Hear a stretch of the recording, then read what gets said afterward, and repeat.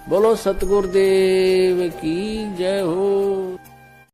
और पुण्यात्माओं, इस भक्ति मार्ग में कितनी दृढ़ता चाहिए, इसके लिए परमात्मा ने हमें बहुत सारे सत्संग सुनाए हैं।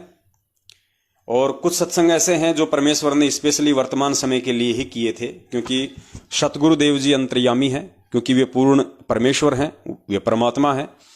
उन्हें आगे पीछे आदि अनादि सब कुछ उन्हें ज्ञान होता है। तो आज वर्तमान में संगत में जो परिस्थितियां पैदा हो रखी हैं, इसके विषय में गुरुदेव को पहले से ही सब कुछ क्लियर मालूम था।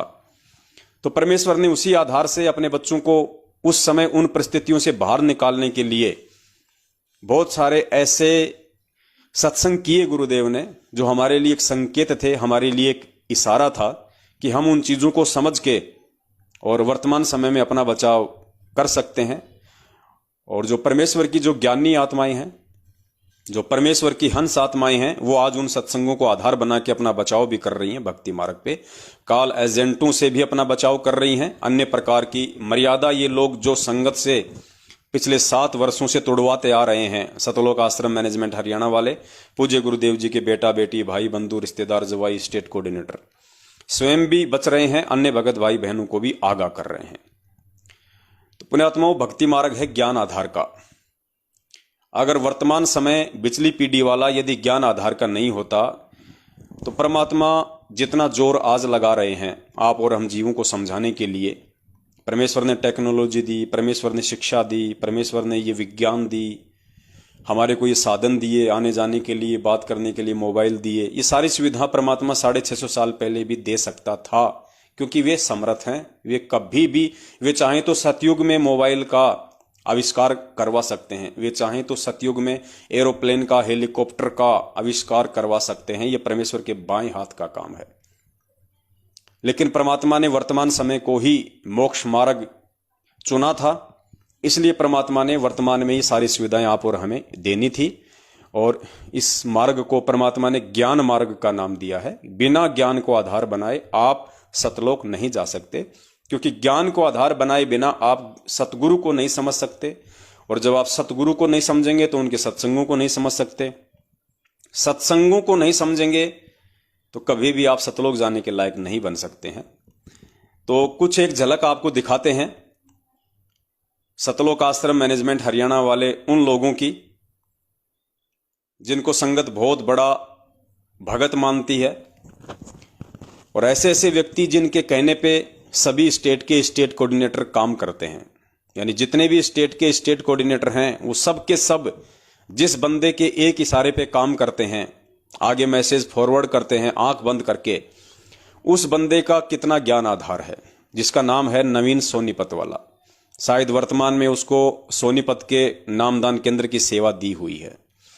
महेंद्र का राइट हैंड है, पहले तो राइट हैंड वही था, अब वर्तमान में हो सकता है वर्ल्ड कोऑर्डिनेटर देशराज ने वो पद ले लिया, क्योंकि महेंद्र को ऐसा आदमी चाहिए जो मार काट करने में, गाली गलौज करने में, भक्तों के मुंह में मूतने में एक नंबर हो सकता है नवीन सोनीपत्र ने कह दिया होगा, भैया और तो सब ठीक है, लेकिन भक्तों के मुंह में मूतना मेरे बस की बात नहीं है। और उन्होंने देशराज दिल्ली वाले का नाम उसको सुझाया होगा मीटिंग में कि भाई देशराज जी जो हैं सादरा वाले DDA फ्लैट में रहते हैं दिल्ली में, जो कि महेंद्र जी के जो है वो भुआ जी का लड़का है, जिसको वर्ल्ड कोऑर्डिनेटर बनाया हुआ है, वो ये काम बड़ी आसानी से कर सकता है, क्योंकि उसको वेल एंड बेटर एक्सपीरियंस है भक्तों के मुंह में मूतने का।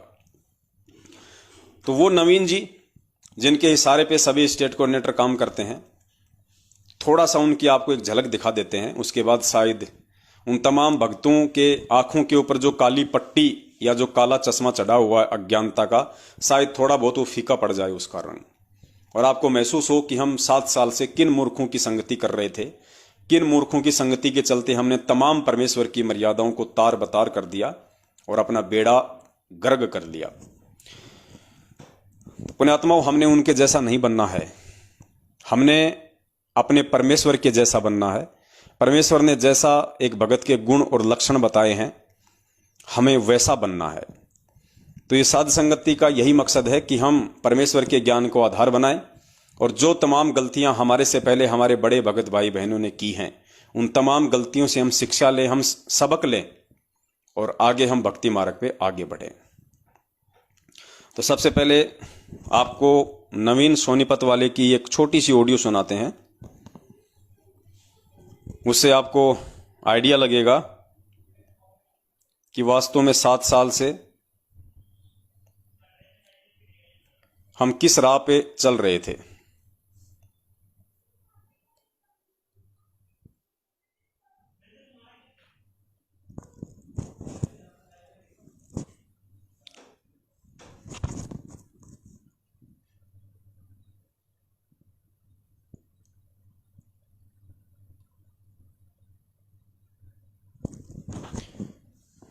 तो ये नवीन जी हैं सोनीपत से, सोनीपत के नामदान केंद्र की सेवा संभाल रहे हैं।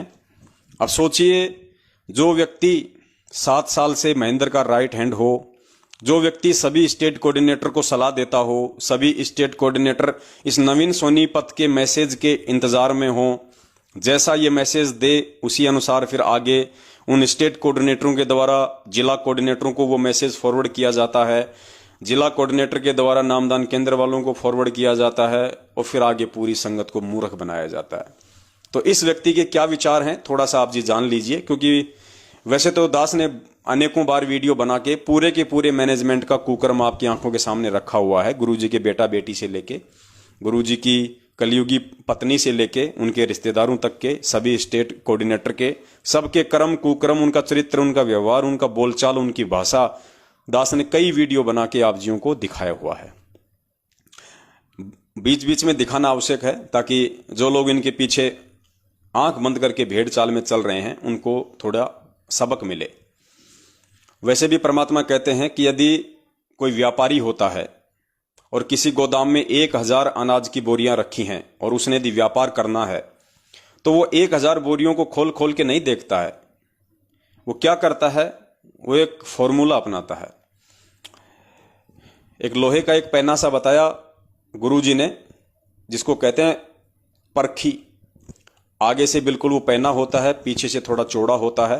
वो क्या करता है, उस गोदाम में रखी हुई हजारों बोरियों को खोल खोल के नहीं देखता है।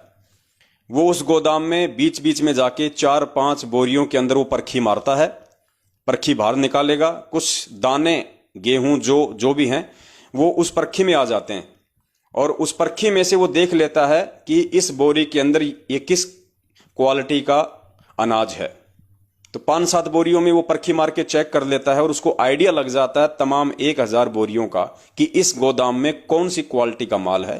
फर्स्ट ग्रेड का है, सेकंड ग्रेड का है, थर्ड ग्रेड का है, फोर्थ ग्रेड का है या बिल्कुल घटिया ग्रेड का है। तो आपको एक परखी मार के दिखा देते हैं उस व्यक्ति की जिसके इशारे पे सभी स्टेट कोऑर्डिनेटर चलते हैं। और जब आपके सामने इसका ज्ञान आधार आ जाएगा तो बाकी का अपने आप आ जाएगा कि उनका कितना घटिया और गिरा हुआ स्तर होगा।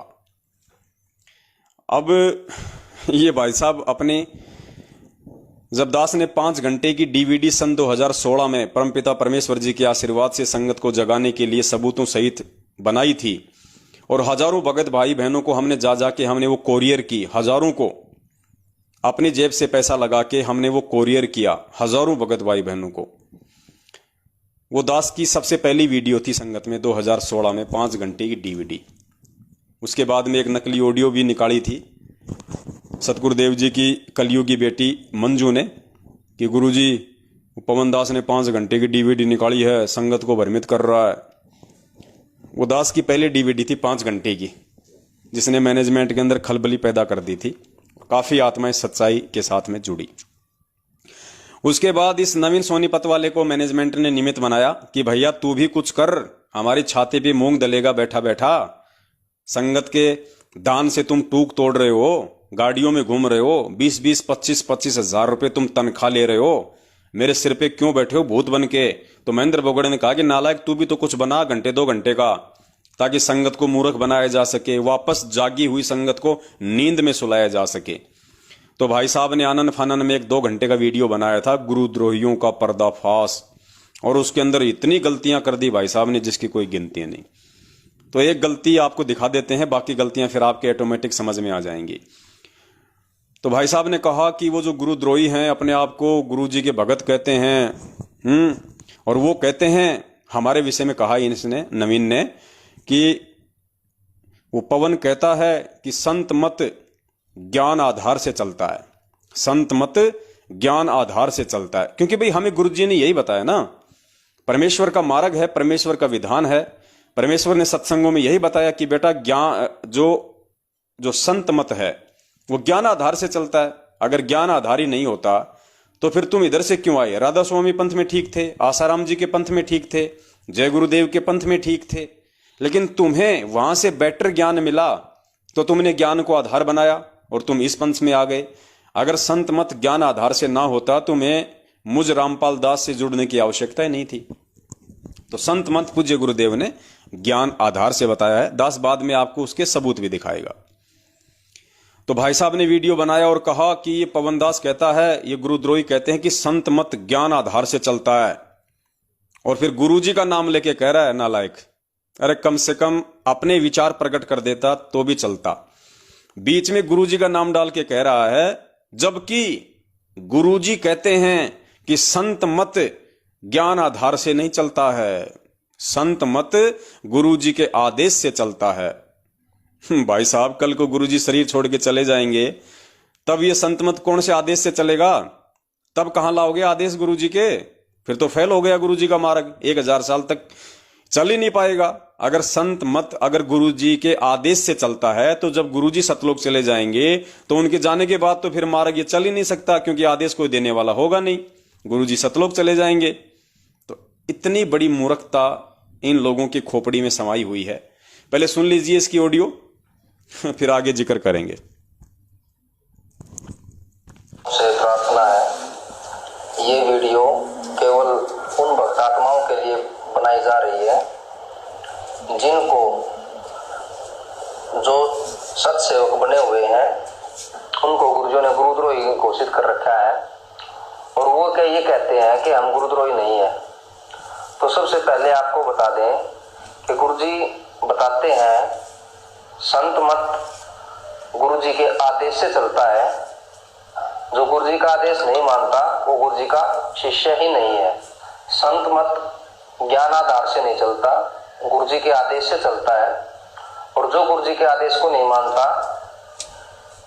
उसके लिए संत मत खत्म हो चुका है। भाई साहब कह रहा है कि गुरुजी बताते हैं, नाम बीच में गुरुजी का बदनाम करना तो इनकी घटिया आदत है। कहते हैं गुरुजी बताते हैं कि संत मत जो होता है वो गुरुजी के आदेश से चलता है, संत मत ज्ञान आधार से नहीं चलता है। और गुरुजी बताते हैं कि जो गुरुजी क्या बोला इसने आगे भगवान जाने। तो पुण्यात्मा आप किन लोगों की संगति कर रहे हो? जिस ज्ञान को परमात्मा ने पिछली पीढ़ी में अपनी रीढ़ की हड्डी बनाया है भक्ति मार्ग की, उसको ये लोग रिजेक्ट कर रहे हैं आपकी आंखों के सामने। ये प्रमाण है, इसके बाद कोई सीना फाड़ के दिखाने की आवश्यकता है क्या? कहता है गुरुजी बताते हैं कि संत मत ज्ञान आधार से नहीं चलता। अब बताओ गुरुजी ने कौन से सत्संग में बताया कि संत मत ज्ञान आधार से नहीं चलता है? एक भी सत्संग बता दो परमात्मा का 1994 से लेकर 2014 तक जिसमें गुरुजी ने कहा हो कि संत मत यानी भक्ति मार्ग ज्ञान आधार से नहीं चलता है। हर बार परमात्मा कहते हैं कि पुण्यात्माओं इस ज्ञान को आधार बनाओ, ज्ञान को आधार बनाओ। बिना ज्ञान के तुम 650 साल पहले धोखा खा गए, आज कैसे पार हो सकते हो? उसके बाद ये पुस्तक यथार्थ भक्ति बोध का सरलार्थ, इसके पेज नंबर 77 पे जब हम चलेंगे तो परमात्मा ने स्पष्ट तौर पे लिखा हुआ है, आप जी देख सकते हैं, पेज नंबर 77।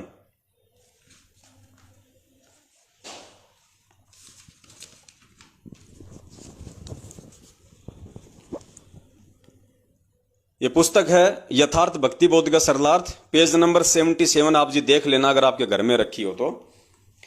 इसका पॉइंट नंबर 3 है जिसमें लिखा है संत मत, और आगे लिखा है कि संत मत सूक्ष्म वेद पर आधारित है। बस इतना ही काफी हमारे लिए, आगे पढ़ना भी आवश्यक नहीं है। परमात्मा कहते हैं संत मत सूक्ष्म वेद पर आधारित है। अब सूक्ष्म वेद क्या है पुण्यात्माओं? सूक्ष्म वेद में यथार्थ ज्ञान ही तो है, सच्चा ज्ञान ही तो है सूक्ष्म वेद में। सूक्ष्म वेद कौन? 5वां वेद कबीर सागर। तो कबीर सागर में क्या है? ज्ञान ही तो है, वो ज्ञान जो इस 21 ब्रह्मांड में नहीं है, वो ज्ञान जो कोई देने के लायक यहां पे है ही नहीं, कोई जो कोई समर्थ ही नहीं है वो ज्ञान दे सके। स्वयं उस परमात्मा ने आके इस पृथ्वी पे वो ज्ञान देना पड़ता है। फिर परमेश्वर ने यहां आके 650 साल पहले अपने उस ज्ञान को, अपने विधान को सूक्ष्म वेद में धर्मदास जी के माध्यम से लिपिबद्ध करवाया। तो परमात्मा कहते हैं संत मत सूक्ष्म वेद पर आधारित है, अर्थात ज्ञान पर आधारित है, तत्व ज्ञान पर आधारित है।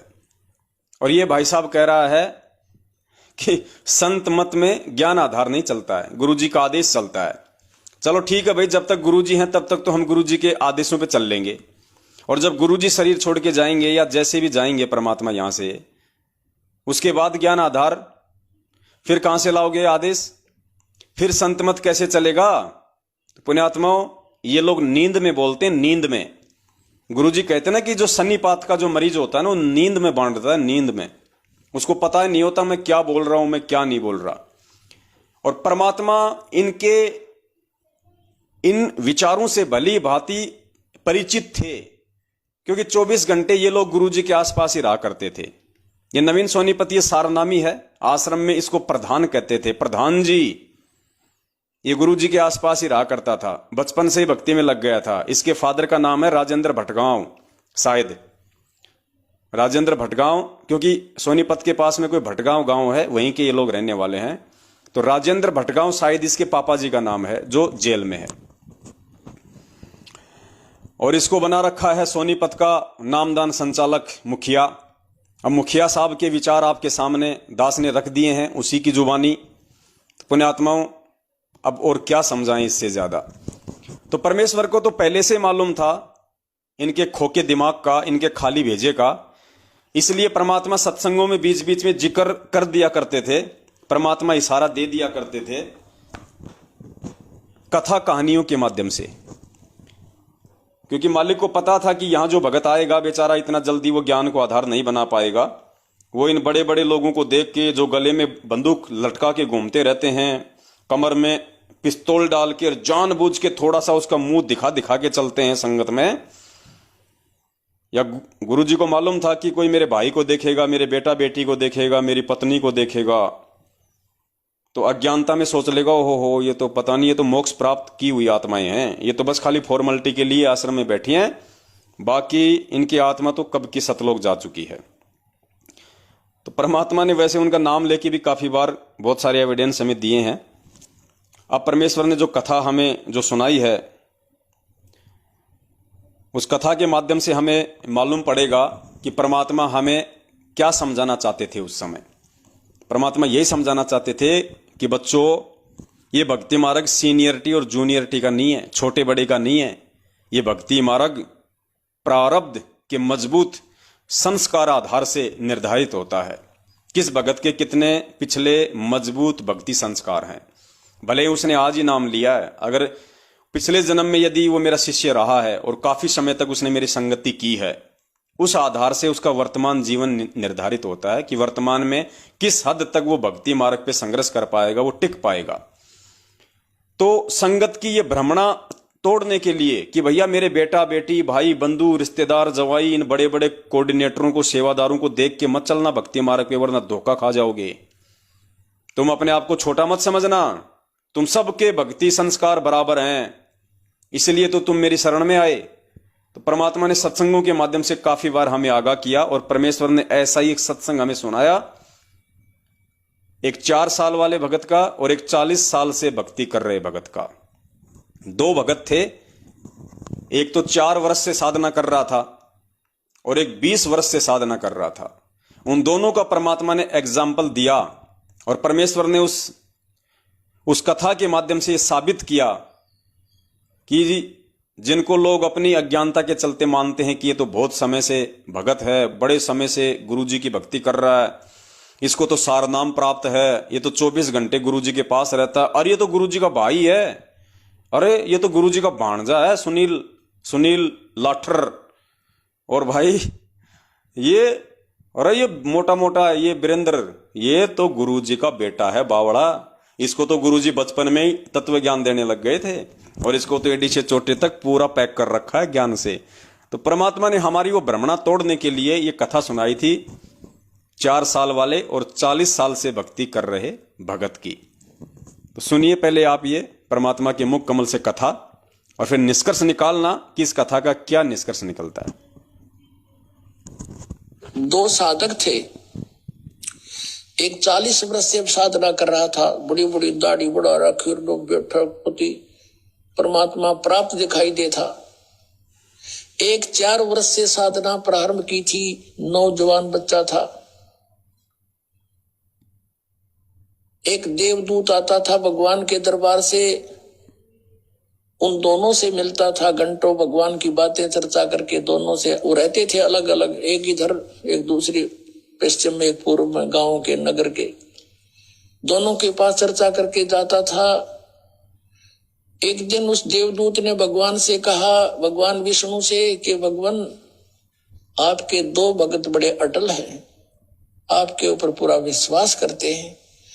विष्णु जी ने देखा, ध्यान दृष्टि से कहा कि नहीं, उनमें से एक भक्त है, एक भक्त नहीं है, वो ढोंग कर रहा है। तो देवदूत ने कहा कि भगवान वो होगा जो अभी 4 वर्ष से लगा है, कि नहीं, जो बहुत पुराना लगा हुआ है वो भक्त नहीं है, वो विश्वासी नहीं है। देवदूत को ये समस्या आ गई कि शायद भगवान ने समझा नहीं होगा ढंग से। कहने लगा, जी इधर पूर्व की साइड में बैठा है ना, वो दाढ़ी बड़ी बढ़ रही है, बड़ा वो है, 40 वर्ष से लगा हुआ, आपका पक्का भगत है। कहने लगा, वही तो भगत नहीं है। भगवान बोले। अब वो देवदूत उसके मुंह का नहीं देखा, मालिक के मुंह का नहीं, कोई कैसे बोल रहे हैं परमात्मा। तो विष्णु ने कहा कि आपको मेरी बात पर विश्वास नहीं हुआ। देवदूत ने कहा, भगवान ये तो नहीं हो सकता कि आपकी बात अविश्वसनीय हो, लेकिन मेरी बुद्धि छोटी है, ये काम ना कर रही। तब विष्णु जी ने कहा कि आज तू थोड़ा सा देर से मिलने जाना उनको, और वो कारण पूछे तो उनको ये बताना। अब ठीक है।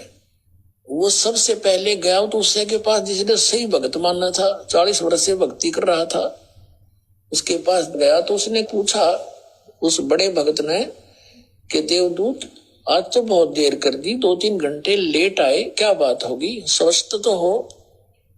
तो देवदूत ने कहा कि भगत क्या बताऊं, आज तो भगवान ने ऐसी अनहोनी कर दी। परमात्मा ने दिन के 1 बजे और एक अनहोनी लीला करनी थी, उसको देखने के लिए रुका रहा मैं। क्या करनी थी कि एक हाथी को और सुई के उस सुराख से निकालना था, सुई के सुराख से निकालना था। धागा डालने का सुराख होता सुई, उसमें से हाथी निकालना था। और मैं उसको देखने के लिए रुक गया। उसे 40 वर्ष वाले साधक ने पूछा, फिर क्या हुआ? कि भगवान ने सचमुच हाथी को सुई के धागा डालने वाले सुराख में निकाल दिया।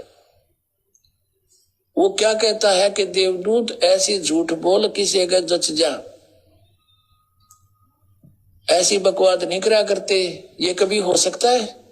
अब देवदूत उसके मुंह का नहीं देखे, डांगर बोल रहा कि है दिखा ऐसा भगत, इस पर विश्वास नहीं भगवान का। वो तो उठकर चल पड़ा, भाई भगवान ठीक कह रहे थे, ये तो नरा पशु है, काम खांडले ढो रहा है। जब इसने न विश्वास नहीं, भगवान क्या नहीं कर सकता, फिर क्या फायदा इस भक्त का। अब उठ के गया 4 वर्ष वाले के पास। उसने तो वहां तो सोचा था कि तो और के मैं एंड बैंड बोलेगा, जब मैंने यूज कर दिया था। अब उसने भी यही प्रश्न किया कि देवदूत आपकी इंतजार कर रहा था, पलक बिछाए बैठा था, आएंगे आप, आते हो, चर्चा हो जाती है परमात्मा की, दिल लगता है। आज आप बहुत देर कर दी, मैंने सोचा था आज नहीं आएंगे, आज का दिन तो हमारा व्यर्थ हुआ। क्या कारण है देवदूत इतना देरी करने का? उसने फिर यही बताया कि दिन के 1 बजे परमात्मा ने एक लीला करनी थी। और भाई कमाल कर दिया, भगवान ने तो हद कर दी कि सुई की सुराख के अंदर से हाथी निकाल दिया, बेअचरज कर दिया। अब वो कहता है कि ये क्या अचरज है, देवदूत भगवान निकाल दे पूरी पृथ्वी ने सुई की नोक में गए, भगवान क्या नहीं कर सकता। तब उसने देवदूत ने उस 4 वर्ष के साधक को सीने से लगा लिया और कहा, धन है तेरे माता पिता जिससे जन्म हुआ,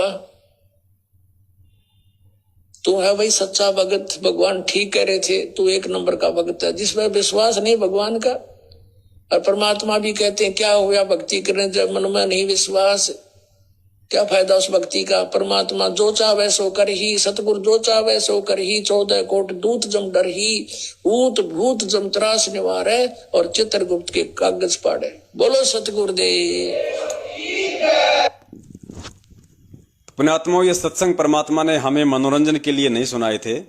ये सत्संग उस अंतर्यामी सतगुरुदेव को मालूम था कि आने वाले समय में संगत में जब मैं परीक्षा लूंगा मेरे द्वारा 27 साल से दिए गए ज्ञान की, उस समय मालूम पड़ेगा कि कौन तो 40 साल वाला भगत है और कौन 4 साल वाला भगत है, किसको परमात्मा का ज्ञान हुआ है।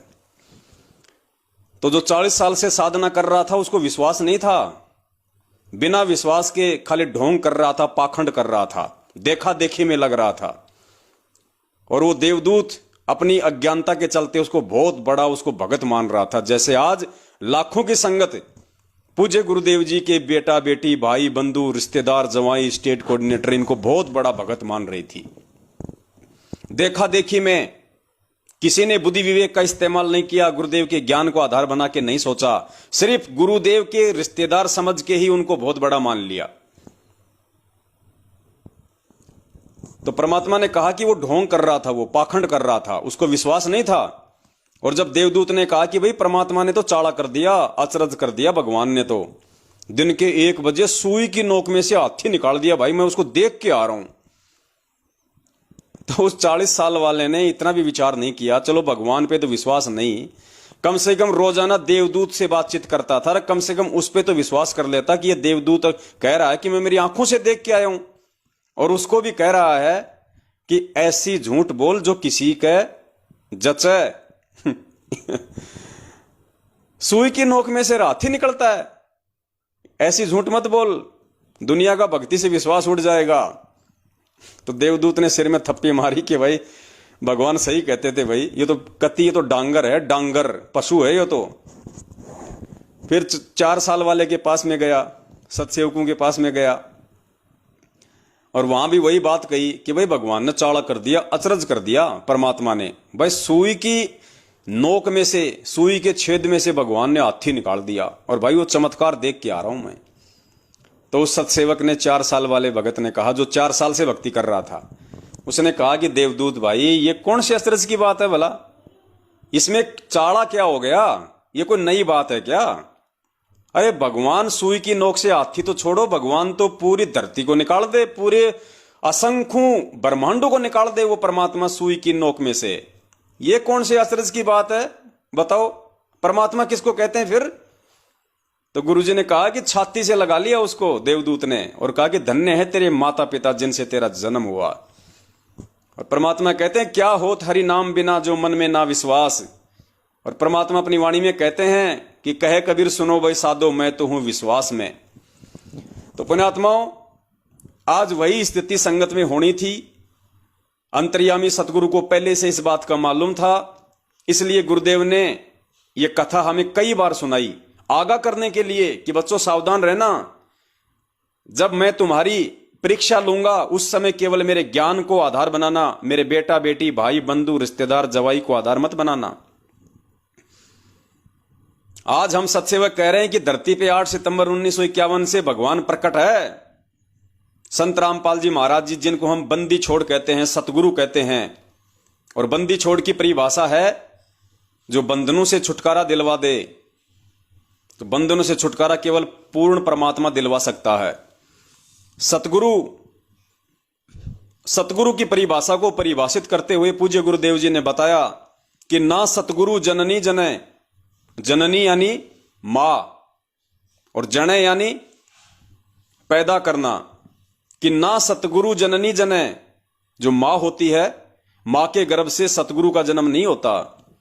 ना सतगुरु जननी जने, और जाके माना बाप, पिंड ब्रह्मंड से रहित है। पिंड ब्रह्मंड यानी 5 तत्व की देह से दूर होते हैं, वो तो शब्द स्वरूपी होता है, तेज पुंज का उसका शरीर होता है, सौद स्वरूपी होता है सतगुरु। ना सतगुरु जननी जने और जाके माना बाप, पिंड ब्रह्मंड से रहित हैं जहां ना तीनों ताप। और हम सत्सेवकों ने कहा, रे नालायको, तुम संत रामपाल जी महाराज जी को कहते थे हो सतगुरु, बंदी छोड़ सतगुरु रामपाल जी महाराज की जय, और तुम उनका जन्मदिन मना रहे हो, उनको आम प्राणी साबित कर रहे हो, परीक्षा में फेल होते जा रहे हो, अपनी मूर्खता का तुम परिचय दे रहे हो। तो वो 40 साल वाले भगत मैनेजमेंट वाले हमारे को कहते हैं ये तो गुरुद्रोही हैं। अरे गुरुजी तो खुद कहते हैं कि मेरा जन्म हुआ है? गुरुजी की तो माँ थी जिनका नाम इंद्रोमाई था, गुरुजी का तो बाप था जिनका नाम नंदराम जाट था, और गुरुजी का तो जन्म हुआ है। और ये सत्सेवक कहते हैं कि गुरुजी प्रकट हुए हैं। बताओ, इसी बात पे बहस हो गई, तू मैं हो गई। पुण्यात्मा, इसीलिए परमात्मा ने ये 40 वर्ष से भक्ति कर रहे और 4 वर्ष से भक्ति कर रहे भगत की कहानी हमें सुनाई थी कि बच्चों वो समय भी आएगा, ज्ञान आधार से तुम्हारी परख होगी, तुम्हारी पहचान होगी। अब वहां तो देवदूत ने सहारा ले लिया सुई की नोक का, और यहां परमात्मा ने सहारा ले लिया अपने प्रकट होने का। तो जो मूर्ख व्यक्ति होता है, जिसको विश्वास नहीं होता, जिसको अध्यात्म की जानकारी नहीं, जब गुरुजी सत्संग सुनाते थे उस समय जो सोया करता था या राजनीति की बातें किया करता था, उनके ये बात समझ में नहीं आ सकती। उनको कभी विश्वास नहीं हो सकता कि सुई की नोक से हाथी निकल सकता है क्या। वो तो ये सोचेगा कि धागा भी 4 बार थूक लगा के बड़ी यूं ध्यान से देख देख के डालते हैं, तब जाके सुई के आर पार होता है पतला सा धागा, और कहते हैं हाथी ने निकाल दिया अंदर से। और सत्सेवकों ने कहा, रे भैया वो परमात्मा है, बंदी छोड़ है, पूर्ण ब्रह्म परमेश्वर है, लीला कुछ भी करेगा। 350 साल पहले भी उसने गरीबदास जी के रूप में आके ऐसी लीला की थी, एक माँ बाप बनाने की, शादी विवाह करने की, बच्चे पैदा करने की। वो परमेश्वर कुछ भी कर सकता है, वो समर्थ है, वो पत्थर से प्रकट हो सकता है भाई, वो कुछ भी लीला कर सकता है ज्ञान से अपने भक्तों की परख करने के लिए। लेकिन नहीं, इन्होंने हमारा विरोध कर दिया, उल्टा हमारे को ही दोषी बता दिया। तो पुण्यात्माओं, इस प्रकार से जिन जिन भगत भाई बहनों ने 8 सितंबर को पूज्य गुरुदेव जी का प्रकट दिवस मनाया है, उन्हें प्रकट हुआ मानकर, क्योंकि सतगुरु होते ही प्रकट हैं, क्योंकि सतगुरु की भूमिका 21 ब्रह्मांड का कोई प्राणी नहीं कर सकता, कोई जीव नहीं कर सकता। यह तत्व ज्ञान का खुलासा 21 ब्रह्मांड का कोई प्राणी नहीं कर सकता, क्योंकि 21 ब्रह्मांड के जो प्राणी हैं उनकी बुद्धि इस काल से ऊपर है ही नहीं। इस काल से ऊपर किसी को जानकारी नहीं है, वो भी किसी इक्के दुक्के को ही जानकारी है, काल तक की भी। बाकी किसी को जानकारी नहीं है कि ये ब्रह्म कौन है, ये ज्योति निरंजन कौन है, ये काल कौन है, ये ब्रह्मलोक क्या है। और उसके बाद तो बीच में फिर 7 संग ब्रह्मांड आ जाते हैं अक्षर पुरुष के, उसके बाद फिर शून्य, उसके बाद फिर सतलोक है। तो वहां की जानकारी किस ब्रह्मांड का 2 कौड़ी का जीव कौन दे देगा आके, कौन सतगुरु की भूमिका निभा लेगा यहाँ के। इसलिए वो बंदी छोड़ स्वयं ही आते हैं अपने ज्ञान का प्रचार करने के लिए। एक सत्संग सुनाते हैं आपको पूज्य गुरुदेव जी का, आपका विश्वास और ज्यादा दृढ़ होगा कि हां, अपने ज्ञान का प्रचार करने के लिए धरती पे कौन आते हैं।